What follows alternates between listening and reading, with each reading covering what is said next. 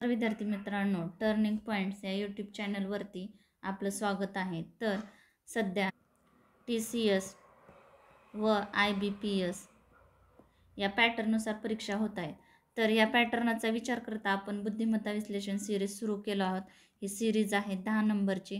तर मित्रांनो, बुद्धिमत्ता हा विषय असा आहे की याला जास्तीत जास्त सराव महत्त्वाचा आहे. गणितात आपण ट्रिक्स वापरू शकतो, पण बुद्धिमत्ता ट्रिक्स वापरता येत नाही. त्याला फक्त सराव म्हणजे सराव हाच महत्त्वाचा पॉईंट आहे. म्हणून आपण ही सिरीज सुरू केली आहे. तर चला तर आपण प्रश्न पाहू आता. ABCD EFG हे 7 व्यक्ती उत्तरेकडे तोंड करून एका सरळ रेषेत बसले आहेत. तर अशा प्रकारचे गणित सोडवण्यासाठी आपल्याला दिशा ज्ञान असणं गरजेचं आहे. मी मागच्या व्हिडिओत पण सांगितलं आहे तुम्हाला. तर हे उत्तर दिशा आहे, हे पूर्व दिशा, हे पश्चिम आणि हे दक्षिण.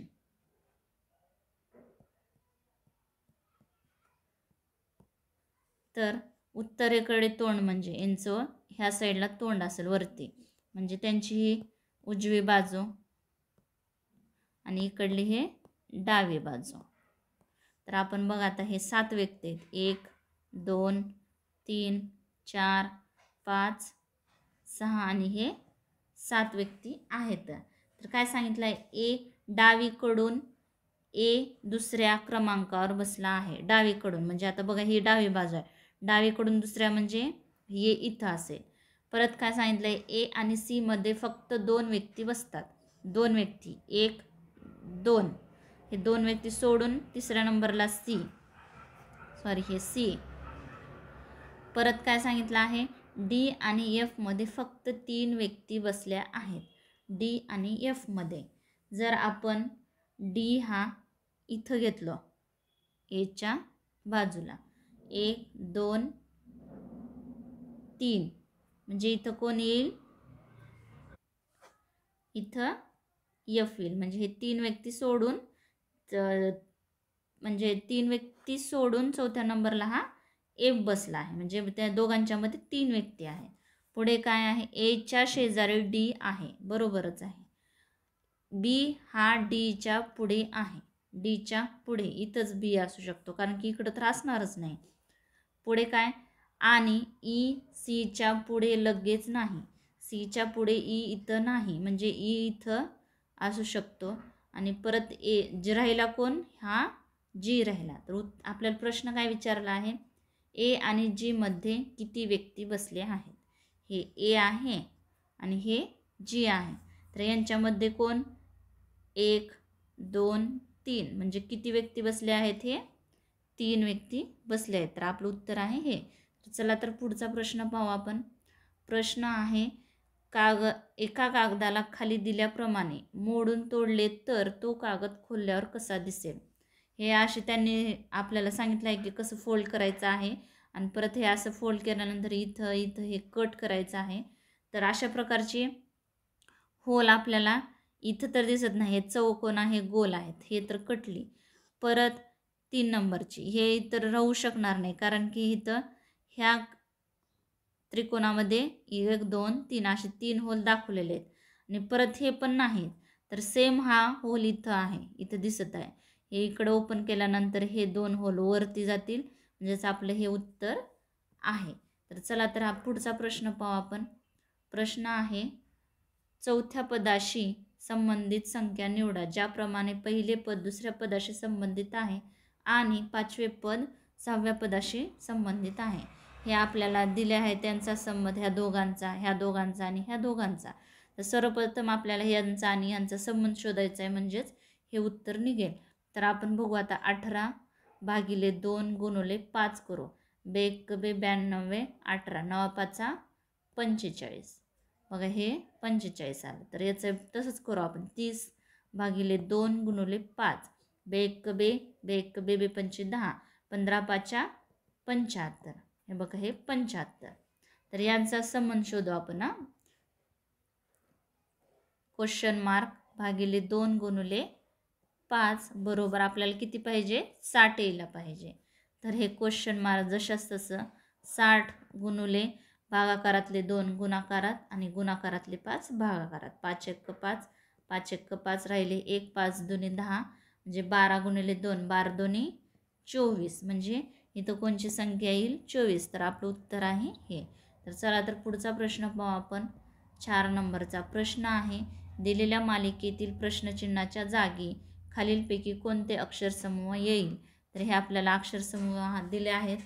मित्रांनो, आपल्याला मी अगोदरच्या व्हिडिओमध्ये पण सांगितलं आहे की अशा प्रकारचे गणित सोडवण्यासाठी ABCD अशी अक्षरमालिका लिहून बाराखडी लिहून हे लास्टला यमच्या खाली N हे इकडं उलट बाराखडी सुरू करायची आणि त्यांना 1 2 3 4 हा 13 नंबरला येतो आणि हा 14 नंबरला असे क्रमांक देऊन ठेवायचं. म्हणजे अशा प्रकारचे गणित सोडवण्यास तुम्हाला मदत होईल आणि लवकरात लवकर सॉल्व करता येतील हे गणित.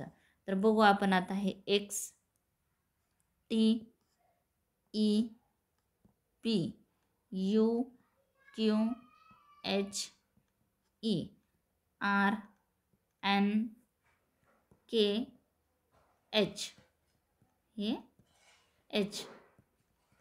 तर बघू आता हे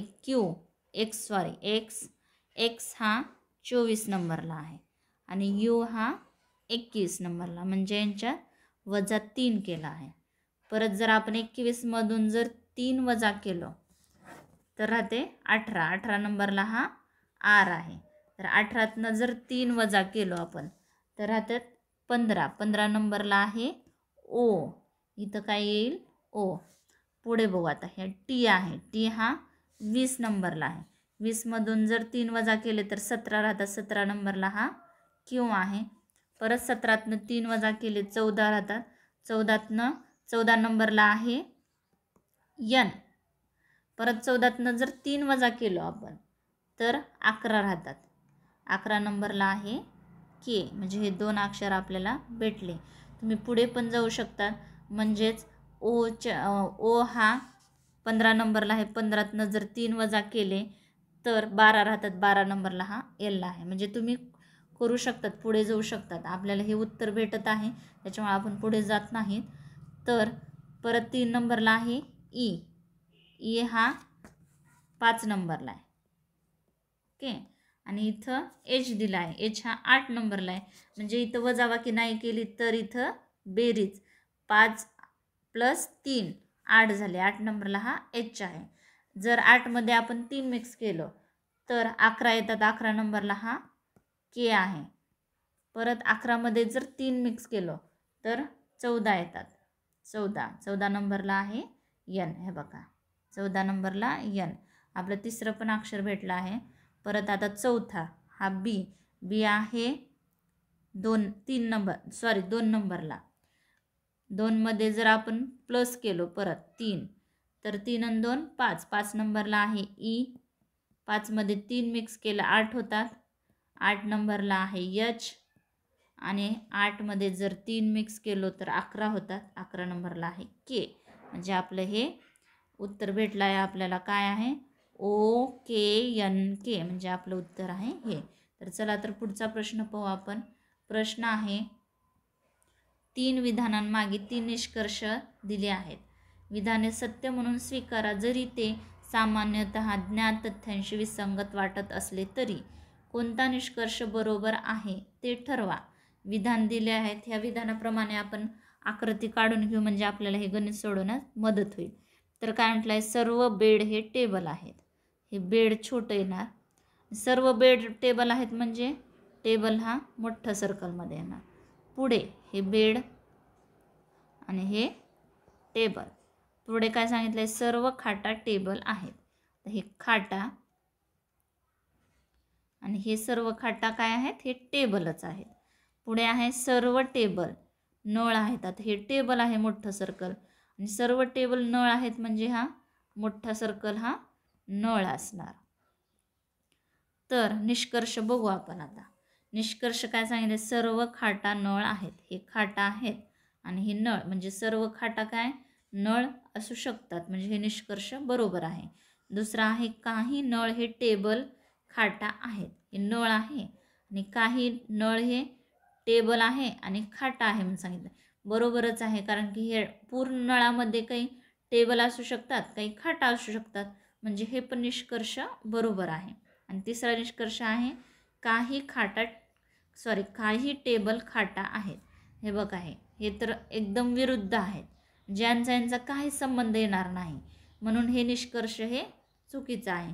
जे आपलं उत्तर येईल केवळ निष्कर्ष 1 आणि 2 निष्कर्ष अनुसरण करतात, म्हणजे आपलं उत्तर आहे हे. तर चला तर पुढचा प्रश्न पाहू आपण. प्रश्न आहे, विशिष्ट सांकेतिक भाषेत DEVOUR हे WGEQFT असे लिहिले जाते आणि VARIED ला ECIKVF असे लिहिले जाते, तर त्या सांकेतिक भाषेत BLANKET कसे लिहिले जाईल. मी मागे पण सांगितलं आहे, तुम्ही ABCD हे काढूनच ठेवा, म्हणजे अशा प्रकारचे गणित आल्यानंतर तुम्हाला पटकन सॉल्व करण्यास मदत होऊ शकते. हा यम आहे 13 नंबरला, परत N 14 नंबरला, इकडे बाराखडी काढत चला. तर आपण बघू आता DEVOUR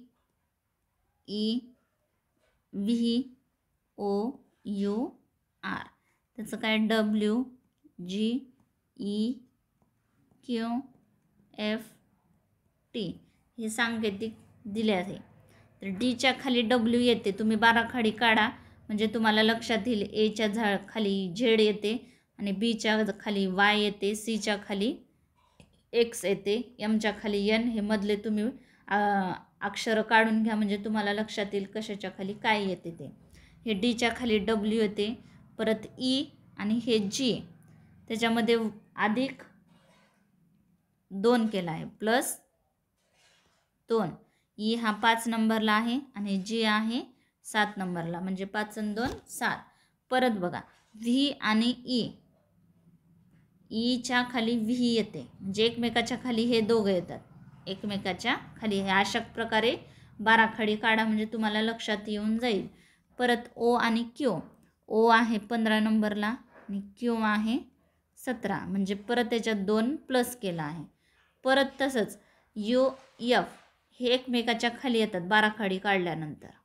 आणि R हा 18 नंबरला आहे आणि T 20, म्हणजे परत प्लस 2, म्हणजे काय केलं आहे, पहिल्यांदा एका समोरासमोरील अक्षर घेतलं आहे, परत त्याच्यात 2 प्लस केला आहे, परत समोरासमोर तसेच परत प्लस, परत समोरासमोरील अक्षर आणि परत प्लस, म्हणजे असा सांकेतिक लिहिला आहे.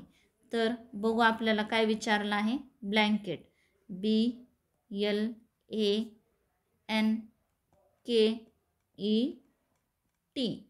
तर बीच्या खाली Y येते, Y. तर L आहे 12 नंबरला, जर आपण याच्यात 2 प्लस केलं तर 14 येतात, 14 नंबरला आहे N. पुढे एच्या खाली झेडच येते, बघा मी सांगितलं आहे तुम्हाला झेड. परत N आहे 14 नंबरला, 14 मध्ये जर 2 मिक्स केलं तर 16 होतात, 16 नंबरला आहे P. परत एका समोरासमोर घेऊ आपण, केच्या समोर P येते. परत E हा 5 नंबरला आहे, 5 मध्ये 2 मिक्स केलं तर 7 येतात, 7 नंबरला आहे G. आणि परत आपल्याला समोरासमोरील घ्यायचं आहे, टीच्या समोर आहे G, म्हणजे आपलं उत्तर आहे हे काय YNZPPGG. तर आपलं उत्तर आहे हे. चला तर पुढचा प्रश्न पाहू आपण. प्रश्न आहे, जर वजा म्हणजेच भागाकार, बेरीज म्हणजेच गुणाकार, गुणाकार म्हणजेच बेरीज आणि भागाकार म्हणजे वजाबाकी, तर खालीलपैकी कोणते समीकरण बरोबर आहे. तर आपण हे 4 नंबरचं समीकरण सोडून बघू आपण. 20 वजा म्हणजे भागाकार, हे भागाकार घेऊ. परत 4 बेरीज म्हणजे गुणाकार, हे गुणुले 6. परत हे भागाकार, भागाकार म्हणजेच वजाबाकी, वजा 9. आणि आता गुणाकार, गुणाकार म्हणजेच बेरीज, प्लस 4, बरोबर हे 25 यायला पाहिजे. तर बघू 20 भागिले 4 गुणिले 6 वजा 9 अधिक 4 बरोबर हे 25. 4 1 4, 4 पंचे 20, 5 सख्ख 30 वजा 9 अधिक 4 बरोबर 25. 30 मधून 9 गेले 21 राहिले अधिक 4 बरोबर 25. 21 आणि 4 हे 25 बरोबर 25 म्हणजे आपलं उत्तर हे आहे. तर चला तर पुढचा प्रश्न पाहू आपण. प्रश्न आहे इंग्रजी शब्दकोशात खालील शब्दांचा क्रम कोणत्या पर्यायामध्ये दिसतो? तर बघा शब्द आहेत पायलट, पिवोट, पिपेट, पिजेन आणि पिगमेंट. तर याचा अर्थ उच्चाराशी काही संबंध नाही. तर बघू आता 2 नंबरपर्यंत पी आय सेमच आहे. तर आता काय घ्यायचं बघा ABCDच्या क्रमानुसार अक्षरमालेतील. तर हे बघा जी हा 3 नंबरला म्हणजे LVPच्या अगोदर जी येते, पण जी हा 3 नंबरला 2 ठिकाणी आहे. पण जीच्या नंतर इथं ई आले आहे आणि इथं यम म्हणजे यमच्या अगोदर ई म्हणजे आपलं हे 4 नंबरचा अगोदर येईल. पुढे बघा पुढे आहे तर जी झाला आपला येते नंतर इथं 5 नंबरचा घेऊ आपण कारण की हे जी आहे ना 3 नंबरला. परत 3 नंबरला येतो आपला जीच्या नंतर एल. हे बघा एल 3 नंबरला म्हणजे इथं 1 नंबरचा येईल. परत येतो पी, एलच्या नंतर पी, पी अगोदर आहे व्हीच्या अगोदर म्हणजे हे 3 नंबरचा आणि राहिला कोणचा हे शब्द 2 नंबरचा म्हणजे हे आपलं उत्तर आहे. 4 5 1 3 2. चला तर पुढचा प्रश्न पाहू आपण. प्रश्न आहे दुसरा शब्द पहिल्या शब्दाशी जसा संबंधित आहे तसाच तिसऱ्या शब्दाशी संबंधित असलेला पर्याय निवडा. हे आपले शब्द आहेत. तर इथं कोणचा येईल याच्या सेम संबंध असणारा शब्द कोणचा येईल हे शोधायचं आहे. MEMBRANE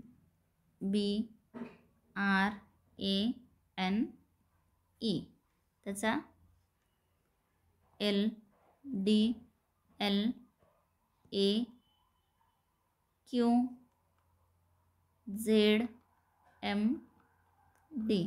तुम्ही लक्ष द्या, बाराखडी काढा म्हणजे तुमच्या लक्षात येईल. एक घर मागे गेला आहे वजा 1 म्हणजे यमच्या मागे कोण आहे यल. परत ईच्या मागे डी म्हणजे एक घर मागे. परत यलच्या मागे एक घर मागे, यमच्या एक घर मागे. परत तसंच वजा वजा 1 वजा 1 वजा 1 वजा 1 वजा 1 किंवा एच्या एक घर मागे म्हणलं तर आपल्याला काय येईल हे झेड येईल. म्हणजे तशाच प्रमाणे आपण हे संबंध शोधू. PRIVILEGE.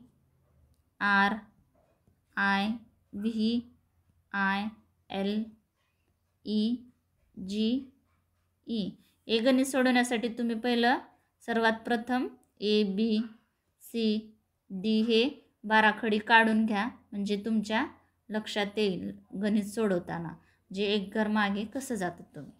तर पीच्या एक घर मागे आहे ओ. परत आरच्या एक घर मागे आहे क्यू. आयच्या एक घर मागे एच. व्हीच्या एक घर मागे यू. आयच्या एच. एलच्या एक घर मागे के. ईच्या एक घर मागे डी. जीच्या एक घर मागे एफ. ईच्या एक घर मागे डी.